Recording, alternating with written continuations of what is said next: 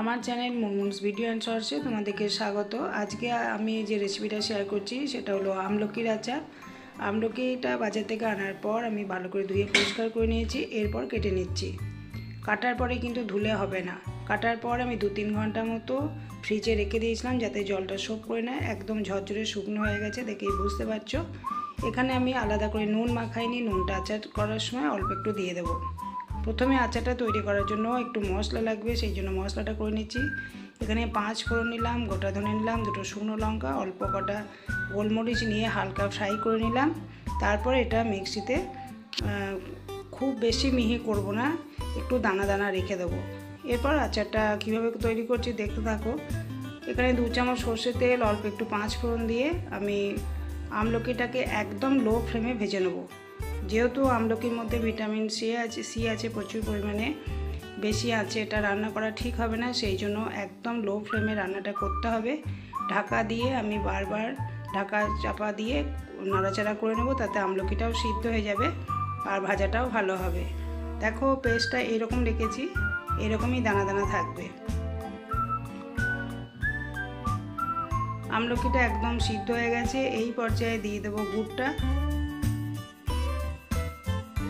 পাওয়া যায় বিগ বাস্কেটে, তোমরা ঘরে যেরকম নর্মাল গুড় হয় সেরকমও দিতে পারো, চিনি দিয়েও করতে পারো, কোনো রকম অসুবিধা নেই।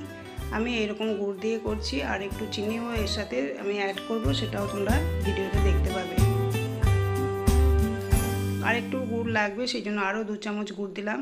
আমলকির পরিমাণ 750 রয়েছে, সেই জন্য এখানে 5 থেকে 6 চামচ গুড় দিয়েছি আর 3 চামচ চিনি দিয়েছি।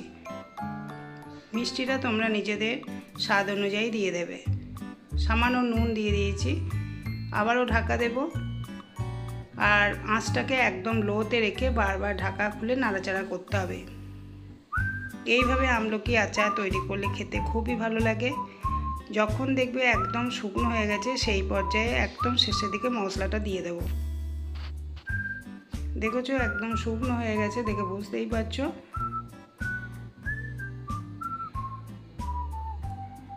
এই পর্যায়ে আমি মশলাটাকে দিয়ে দিলাম। এই আচার তোমরা রুটি পরোটার সাথে খেতে পারো, এমনকি ভাতের সাথে খেতেও ভালো লাগবে, খুব সুন্দর হয়। ভিডিওটা সম্পূর্ণ দেখবে, স্কিপ করবে না, তাহলে বুঝতে অসুবিধা হবে। এই আচারটার মধ্যে আমলকির একটা নিজস্ব যে টেস্ট আছে সেটাও রয়েছে, আবার ঝাল মিষ্টিটাও ঠিকঠাক আছে, একদম সব কিছু এক ব্যালেন্স ঠিকই আছে।